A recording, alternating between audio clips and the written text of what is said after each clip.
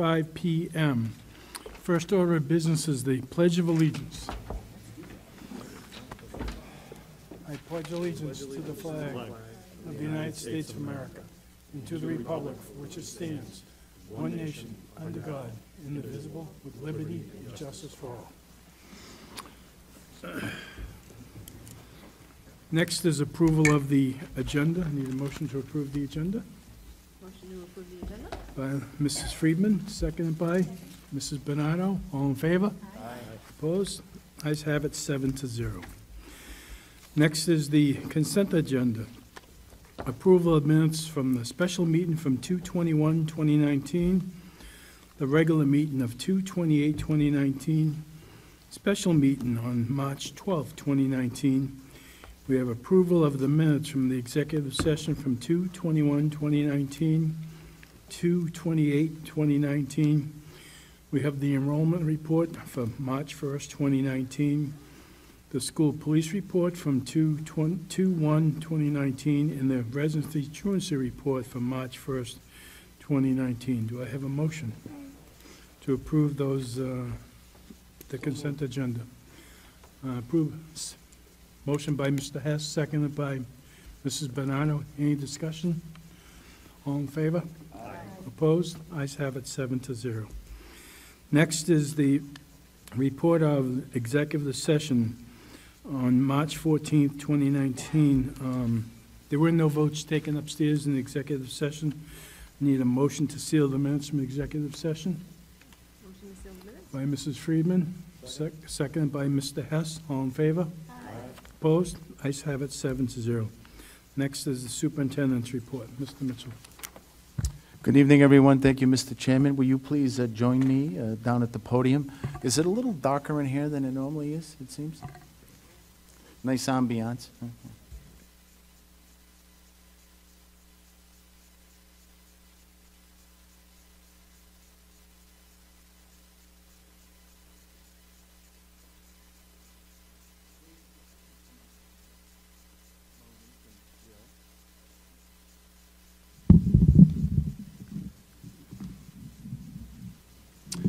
Well, good evening, everyone, once again, and we would like to recognize two of our certified staff members who have successfully applied for and were given a grant. To my left is Monique Johnson, who works at Ashton Elementary School, and Jillian Smith, who is a school counselor at B.F. Norton Elementary School. So a couple of weeks ago, I received this letter from the Rhode Island Foundation, and I'd just like to share a quick excerpt of that letter with all of you so that you can understand why we're recognizing Monique and Jillian this evening.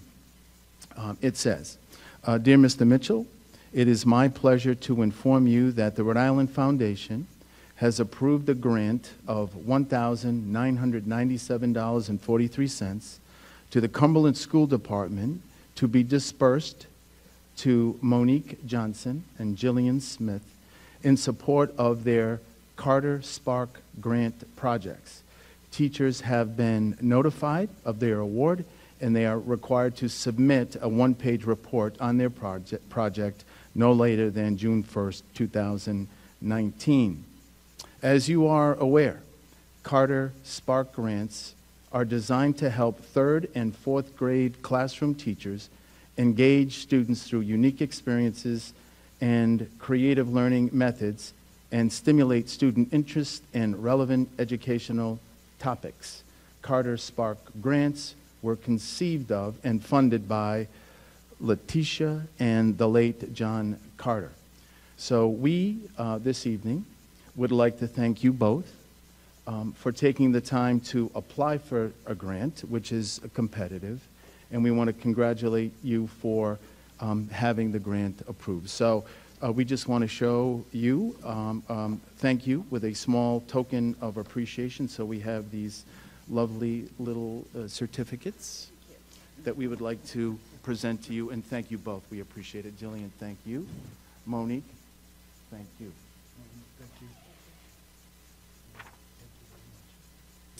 Thank you. You want to?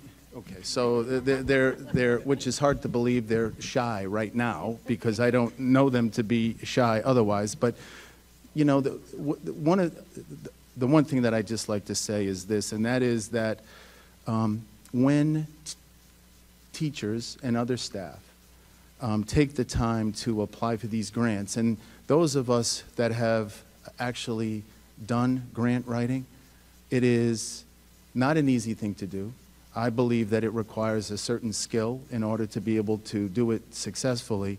And the beauty of being granted this money is that it allows us to do things that we would not normally be able to do. So Monique and Jillian have come up with these creative ideas that the Rhode Island Foundation thought that would be a wonderful experience for students, and we want to thank you for that, so thank you both.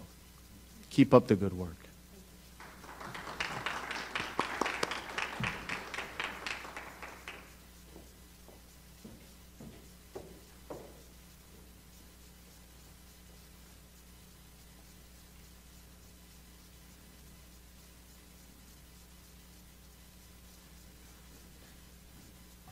Mr. Chairman, there is just one more thing that I would like to share with all of you. As you know, we're having our grand reopening of the Cumberland High School pool on Monday evening at 6:30. The plan is to have a reception in the main foyer of the high school first, and then we'll have everybody move to the pool so that they can see all of the work that has been done there. I know that it's taken longer than expected, and there were a number of reasons for that.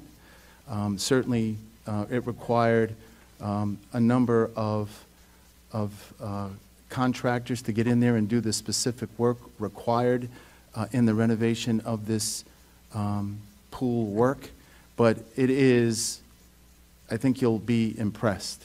And the last thing, and I appreciate a conversation that I had with Chairman DeMonica about, you know, connecting with the Department of Health. The last thing that we have been working on is ensuring that all of the regulations required by the Department of Health for public pools, there are things that must be met. So, for example, one of the things that we had to do was have the documents signed by the engineers that approved the project.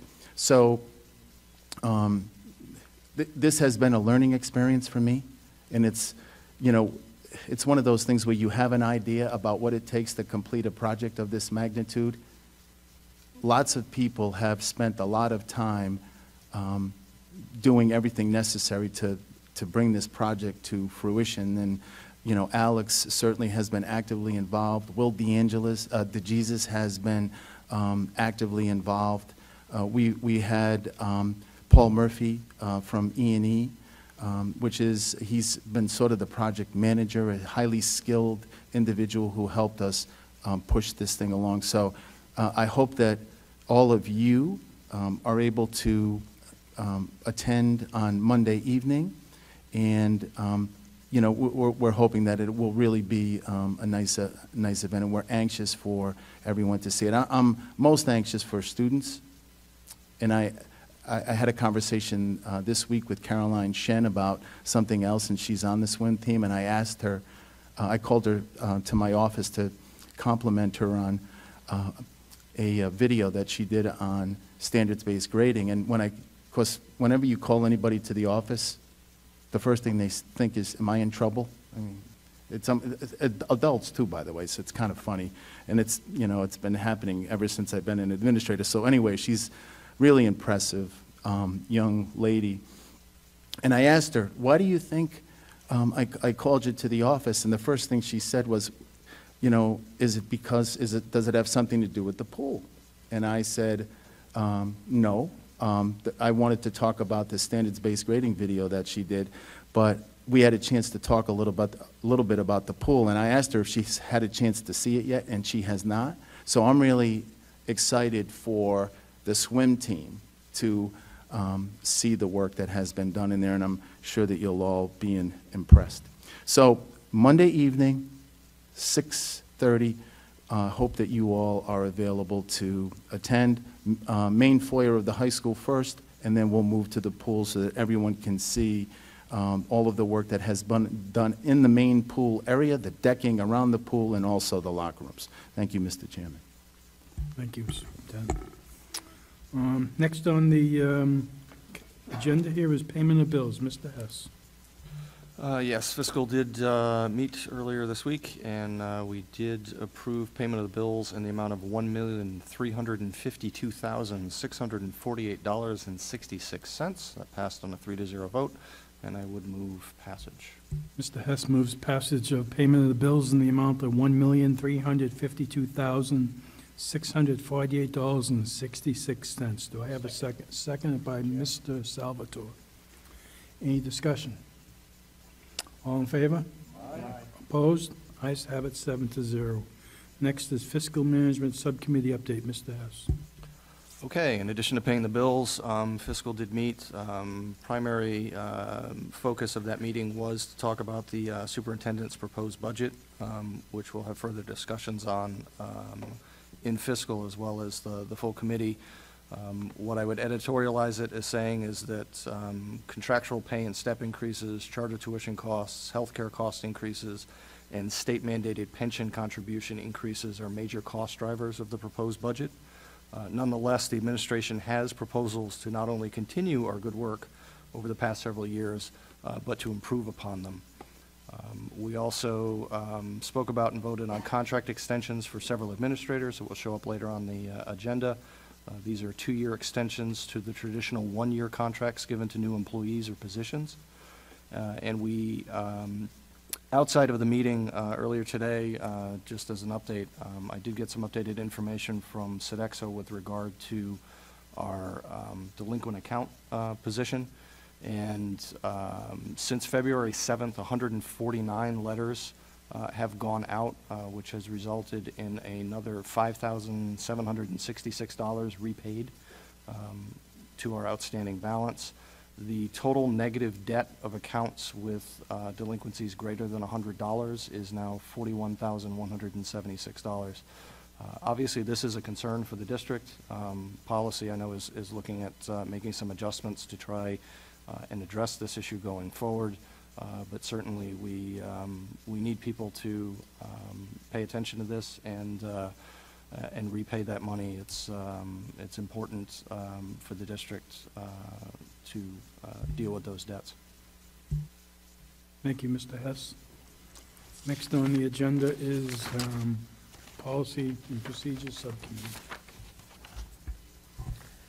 Policy and Procedures met earlier this evening upstairs. The primary conversation centered around E3, the school meal payment policy, and we've made some changes that I will mention a little bit later, but it had to do with alternative lunches again. As we mentioned a couple weeks ago, we are going to have to go back to the alternative lunch for students who are in arrears.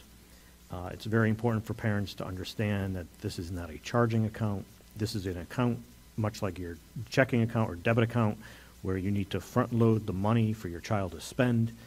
So we're taking some steps to kind of address that, where students will no longer be able to charge after certain amounts.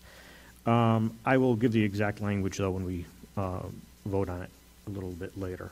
We also discussed the need to create a policy centered around crowdsourcing, things like Donors Choose, and other like GoFundMe sites for when teachers or even parents are trying to crowdsource for school supplies or equipment. We are creating a policy to kind of set up some rules for that. It's becoming an issue across the country, and it's been an issue in different communities in Rhode Island, and a couple of towns have just recently this week are taking action on it. So we will be reviewing their policies and bringing something forward in the coming months. Thank you, Mr. Fiorello. Next on the agenda is Achievement and Communications Subcommittee update.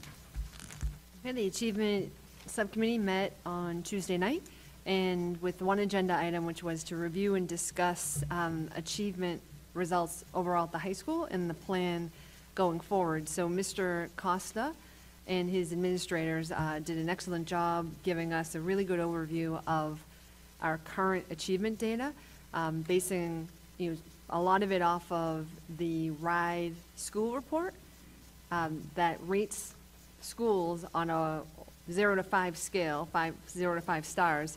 And Cumberland High School is currently 4 stars, 4 out of 5. There are only 4 5-star schools in Rhode Island, and there are 11 did I say 5-star? Yep. There are 4 5 stars, and there are 11 4 stars, and Cumberland is a 4-star school. So we talked about what we can do to become a 5-star school.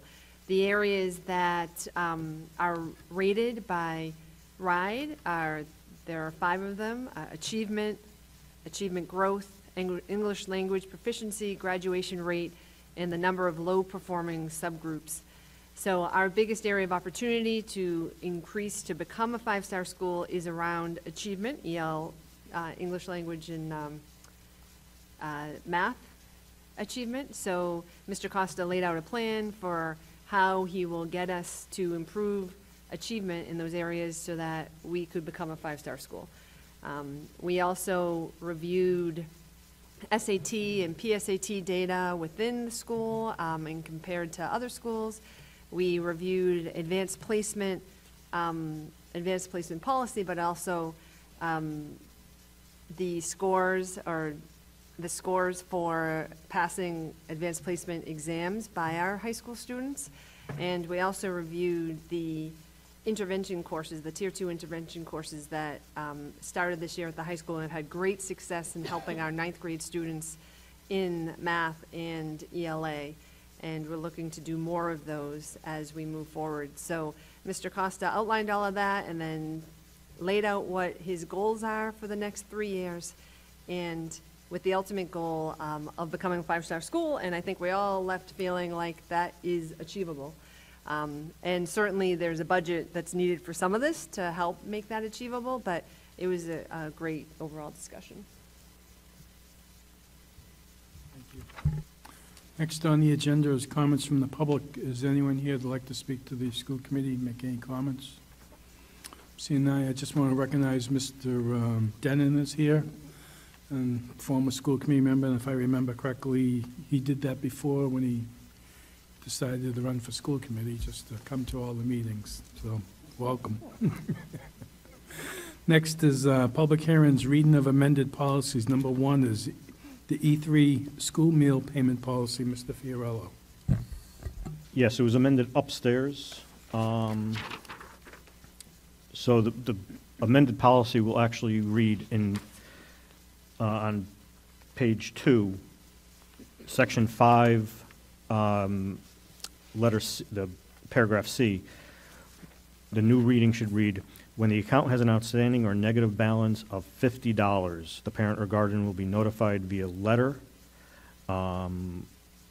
and/or telephone call. And then in section D, we have added, accounts will be unable to charge any items once a delinquent balance of $50 has been reached. At that time, an alternative meal only will be served and charged. That is the only changes for tonight. Great, so are you going to make a motion to amend that? Next up. Next up, okay. Next is public comment in regards to the E3 lunch. Can I make a comment? Sure can. So, in the policy meeting where we were discussing the E3 school meal policy payment policy, I communicated several parents' concerns around being able to opt out of charging, where parents do not want their kids to charge and end up with negative balances. And it was determined, or it was discovered, that parents do have that ability to not have their kids charge, and they will communicate out to the district the process to turn that charging mechanism off for your kids. Thank you. I left that out of my summation. But it's also important to note that if a student comes to school without any lunch, they will be allowed to charge because we have to provide a meal, and we expect to be paid for it. So even though they're on the list of do not charge, if they're hungry and they don't have lunch, we're gonna feed them and Yes. send the bill to the parent, even though against their wishes. Then they should have sent their child with. Next on the agenda is old business, discussion and a vote to approve the 2019-2020 school calendar. We have two versions of it that were up. Version number 1 excludes the February vacation, and version number 2, we go back to the old policy of having a February vacation. We had tabled this from the last meeting so that we could get input from the public in regards to this, and Mr. Superintendent, what is your recommendation still? Well, as I stated in the last meeting, the administrative team did not have any strong feelings one way or another.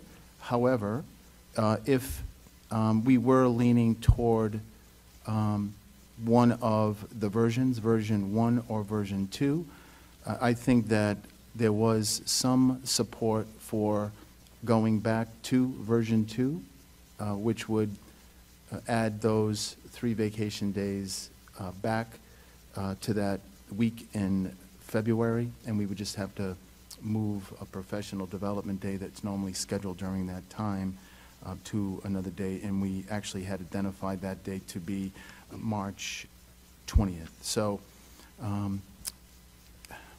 there was some discussion when we met with administrators that they felt that some administrators felt that that stretch from February, where there was just one additional day off for students, until April was a long stretch, and they did see some impact on students. But I don't know that there were any strong feelings one way or another. If you're asking me which version I would support either one, but if you're asking me to choose, I would choose version 2. Any members want to chime in here in regards to these vacations, school calendar? If not, then I need a motion to approve. Go ahead, Mr. I'd like to make a Fiorello. motion to approve version 1 that excludes the February vacation. Second. Mrs. Waters makes a motion to go with version number 1, which is currently our policy, excludes the February vacation. Mr. Fiorello seconds that. Any other discussion in regards to this? Hearing none, we have a motion on. I would like to add some discussion, actually. We actually worked pretty hard to get rid of the February vacation. The idea was to not push us so far into June. And I know some people will say, well, it's only 3 days, but it's not just 3 days, because we usually have at least 2 or 3 days of school cancellations that then have to go further, so you're really talking about a week into June. All my life as a child, as a student, we had the week vacation in February, and March was just a behemoth to get through no matter what. I would rather support a future calendar that possibly has a professional development day to create a 3-day weekend in the middle of March. That would help, and maybe remove it from somewhere else. So that's all I have to say, but I do support version 1. Anyone else? Mr. Hess? Just one thing, I did have a conversation with the superintendent with regard to the April vacation, because I did have a couple of people reach out to me. This year will be the first year in a couple of years that the April vacation does not line up with Massachusetts. Massachusetts typically has their April vacation around Patriots' Day, which is the 3rd Monday in April. Yeah. This year, that falls in the 4th week, which is the week after our April vacation. But in speaking with the superintendent, because of concerns about where RICAS is, preparation for the test as well as after the test, that is why they chose that week. That notwithstanding, school calendars are a challenge to begin with because we have 35 districts in this state. Everyone takes a different approach. We border Massachusetts and Connecticut. I looked at Connecticut, looking at some of the bordering towns in Connecticut. They have completely different approaches, which is different than Mass, which is different than the rest of Rhode Island. It would literally be impossible for us to try and come up with a calendar that jived with the rest of our neighboring areas. To say nothing of which, obviously we have parents who are not public school teachers. It doesn't align with private business, it doesn't align with colleges, it doesn't align with the federal or state governments necessarily, as we saw a couple of years ago with Veterans Day. Unfortunately, you can't develop a calendar that would meet everybody's needs. But I think the superintendent laid out a very good explanation for why they have chosen the weeks that they did, and we have to do what's in the best interest of the students in the district, understanding that whether we choose A or B, it's going to benefit or detriment other people. Anyone else? All right, Mrs. Waters made a motion, Mr. Fiorello seconded for version number 1. All in favor? Aye. Opposed? Opposed by Mr. Salvatore, passes 6-1. Thank you. Next is discussion and a vote to approve the amended policy E3 school meal payment policy. Mr. Fiorello. As we already discussed, the only change that we're making at this time is the alternative meal will be served once the delinquent balance of $50 has been reached, and that will also be charged. This alternative meal will still be charged at the full price to the parent. You can expect that we're going to be reviewing this policy further. There are other changes we're going to make, and we will lay out also in the policy, I believe, this different options for opting out that parents will have. So this policy will be coming back in the near future. And quite honestly, if this change to the alternative meal doesn't have the effect on our negative balance or our delinquent balances the way we hope it does, we're going to have to toughen the policy even more. But I would move for passage of this. Mr. Fiorello moves passage of E3 school meal payment policy. Do I have a second by Mrs. Waters. Any discussion? I'd just like to say it's a sad day that we have to do this again, go back to the cheese sandwich. But too many parents have taken advantage of the school district. We did see a posting today, at least I did, about a 16-year-old child that just disregards their parent and comes up and charges anyways. And, but it's our fault. We can't continue this. The money that we collect from the food services goes into a special account. It isn't like it goes into the general fund for the school department of the town. It sits there to pay for the equipment and the remodeling and everything we need for the food services. And I don't think any of us ever expected when we made that change to not shame children that we were going to have it climb so high and so fast. And something has to be done, and we're sorry I had to make the change. So, all in favor? Aye. Opposed? Ayes have it, 7-0. Item number 2, J13, child abuse and neglect prevention, hasn't been acted on yet. Next is discussion and a vote to approve employee contracts, 2-year contract extensions. What we have here tonight is we have all these new principals and so forth that have worked for the district in their position for 1 year. And the way the school district works is they're there for 1 year, and we exercise our right if we love them, or the superintendent loves them, makes a recommendation to keep them to go for another 2 years, and we are exercising our right to do that. So I don't know who wants to take this. fiscal want to take this first, or, because it was heard in fiscal, or do we just want to vote on these? Okay, so we have discussion and a vote to approve two-year contract extensions for the, we have assistant principals, two, one at the middle school and one at the elementary school. Need a motion to approve the contract extensions. Motion to approve? Motion to approve by Mr. Fiorello, seconded by Mrs. Bernardo and Waters. All in favor? Aye. Ayes have it, 7-0. Next, item number B, assistant principals for teaching and learning. There are three of them. One at the high school, two at the high school, and one at the middle school. Need a motion to approve those. Motion to approve? Motion to approve by Mr. Fiorello. Seconded by Mrs. Waters. All in favor? Aye.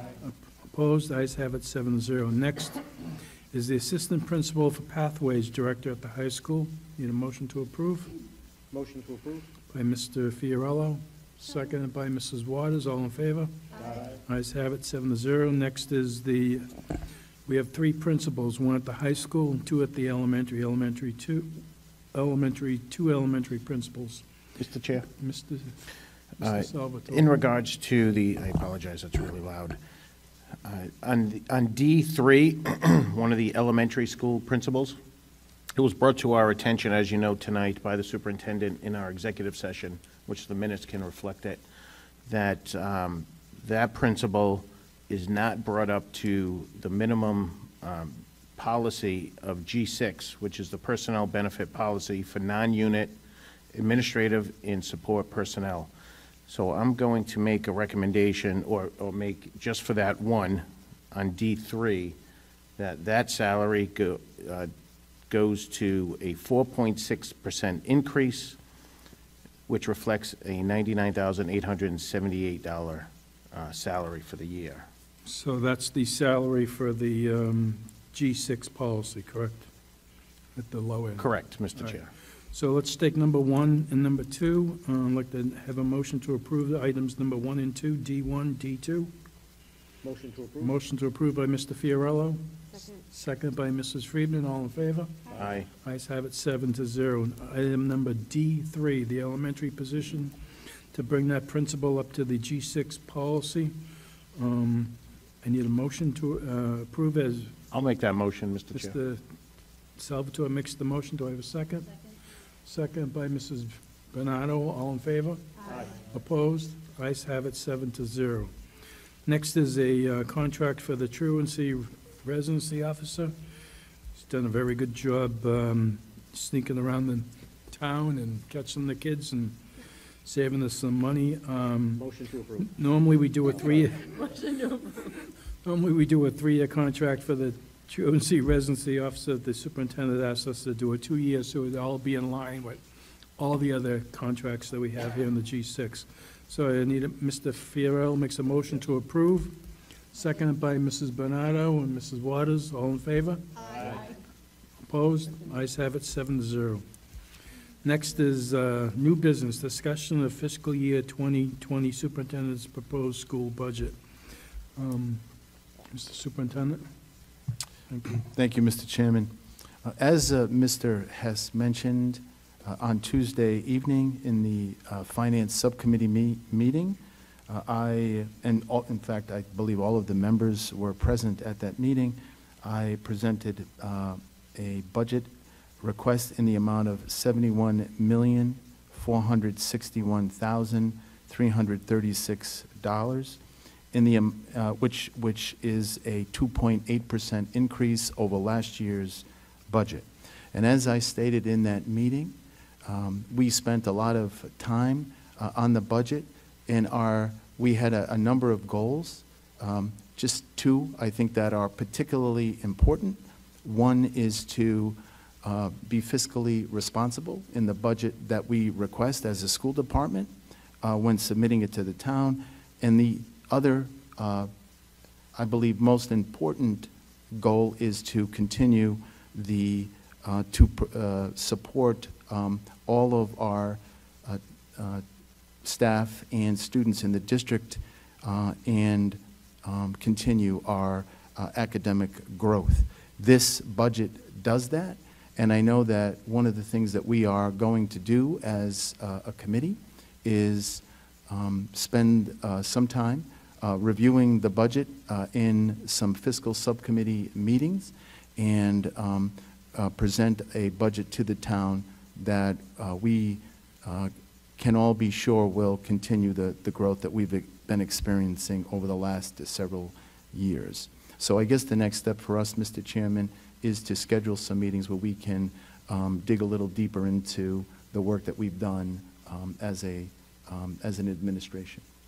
I have to agree with you. We're going to refer this to the Fiscal Finance Subcommittee. Mr. Hess will schedule meetings for the public to come out and talk about this budget and the presentation that the superintendent and the business manager made. It's going to be a tough year for us as well with the town. We've all read about the mayor having his issues with a budget that was approved more than they should have done. But I think the public needs to come out again and support us and show the town that we need to all work together. So Mr. Hess will schedule some meetings very soon because we have to submit this to the town by April 1st, which is a Monday. So please come out and listen and hear what the superintendent has, because him and Mr. DeMon are here and have made some very good proposals to us to move education forward in the town, and especially with the students that, the tier 2 students that really need the help. And, you know, we got to number 4 in the state. We want to go higher. And we're the only school district in the state that beat someone in Massachusetts as well. And we need to continue that work, and we just can't go backwards. So Mr. Hess will schedule the meetings accordingly. Thank you. Anyone else? None? Okay, thank you. Okay, next on the business is item number B, which have not been acted on, so we will not deal with those. Next is personal recommendations, vote on retirements. We have certified retirements, 2 of them, and we have a non-certified appointment as well, plus the coaches. So Mrs. Drake, go ahead. I have several personal recommendations for you this evening, so I will start with 2 retirements. I request the advice and consent of the school committee on the retirement of Kathleen Gibney, preschool director at the Cumberland Preschool Center at Ashton School, with an effective date of June 30th, 2019, after 17 years of service. I also request the advice and consent of the school committee on the retirement of Joyce Paluca, library media specialist at Cumberland High School, with an effective date of June 30th, 2019, after 25 years of service. Need a motion? Mr. DeMonica? Yes. I just want to point out that for many in the district, Mrs. Gibney is the first face that they get to know, being the administrator for the preschool. I've known Kathy Gibney now since my kids went through the preschool. She will be sorely missed. She is a lovely lady who has always given it her all to our school district and our children. So I just want to say thank you, and I want to make a motion to accept the retirements. Mr. Fiorello makes a motion to accept. Do I have a second? Second by Mrs. Waters. All in favor? Aye. Opposed? Ayes have it, 7-0. Thank you. I have 1 appointment for you this evening. I request the advice and consent of the school committee on the appointment of Kristen Gervais, classroom paraprofessional at B.F. Norton School, with an effective date of March 11th, 2019, with a benefit copay of 14%. I need a motion for this hire. Motion to approve? Motion to approve by Mr. Fiorello. Second by Mrs. Bernardo. All in favor? Aye. Opposed? Ayes have it, 7-0. Thank you. I now have several recommendations for coaching appointments. If it's acceptable to the committee, I'd like to read through the entire list and state the position as well. Please. For the high school, Andrew Tutkin, varsity baseball. Matthew LaRoche, junior varsity baseball. Martin Crowley, varsity softball. Kevin McGuire, junior varsity softball. Vanessa Malloy, girls varsity outdoor track. Colin Cabral, assistant coach, girls varsity outdoor track. Jacob Borgia, co-coach of boys varsity outdoor track. Adam Winyars, co-coach of boys varsity outdoor track. Carrie Carpenter, assistant coach of boys varsity outdoor track. Mary Kiley, girls varsity lacrosse. Kara Gorman, girls junior varsity lacrosse. Scott Carpenter, boys varsity lacrosse.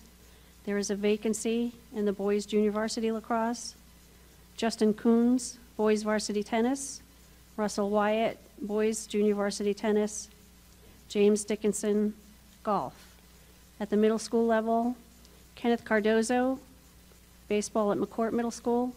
Steve Cardozo, baseball at North Cumberland Middle School. Cindy Dixon, softball at McCourt Middle School. And Brandon Collins, softball at North Cumberland Middle School. Need a motion to approve the list of spring coaching appointments? Make a motion to approve by Mrs. Waters. Second by Mr. Salvatore. Any discussion? All in favor? Aye. Opposed? Ayes have it, 7-0. Thank you. Thank you. Okay, next on the agenda is school committee comments, school liaison reports. Mrs. Bernardo. Yeah, so I just wanted to just make a brief comment. The high school hosted their Pathways open house last Thursday night, which I did attend. I just wanted to just comment that they did an excellent job.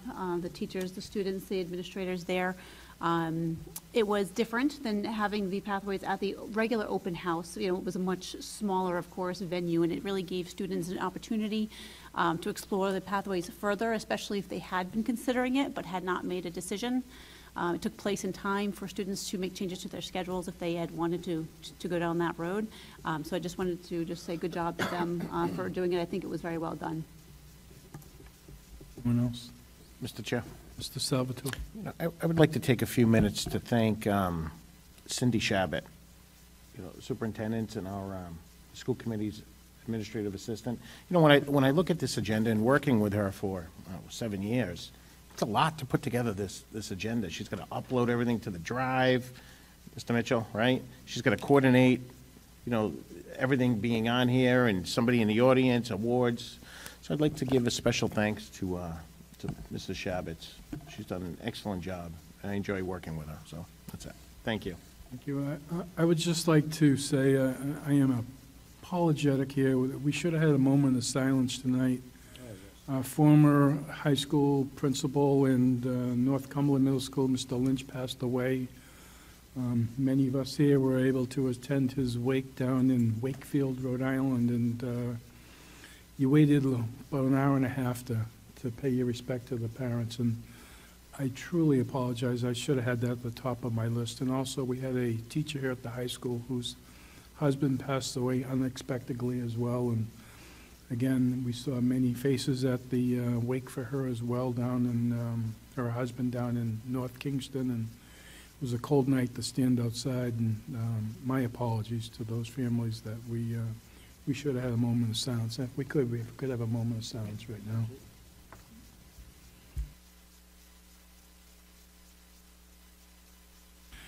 All right, thank you. I appreciate that's my error here. I want to say that our superintendent and assistant superintendent have been asked by the Rhode Island Association of School Committees to speak about the testing and the work that they've done this past year for the district, and I think that's a big honor for us as a school committee that they've been asked to give that presentation to all the other school committee members who attend that meeting. And just want to point out that, what a good job that they've done, and, and we go forward with that as well. So. And the pool is open. Come Monday, please come.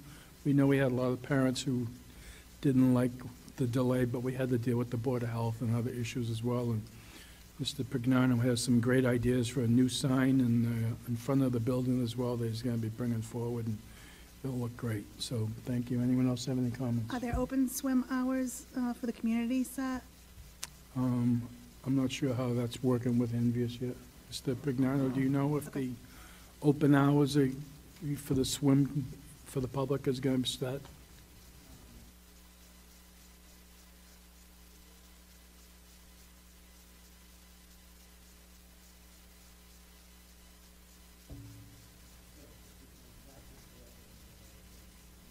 Right, okay. Okay, thanks. Mr. Chair, should I bring my bathing suit? You've swum there many times. I have one Um, coming. Go ahead. I would just ask that we start the process needed to find a new pool management company. Well, we have a contract for that, and I'm sure we'll discuss it up. We'll put it on the next agenda for executive session. Anyone else? None. Mr. Superintendent, do we have anything for executive session tonight? No, we do not, Mr. Chairman. Not. I need a motion to adjourn. Motion to adjourn. Motion to adjourn by Mrs. Friedman, seconded by Mr. Hess. All in favor? Aye. Opposed? Ayes have it, 6-1. Thank you.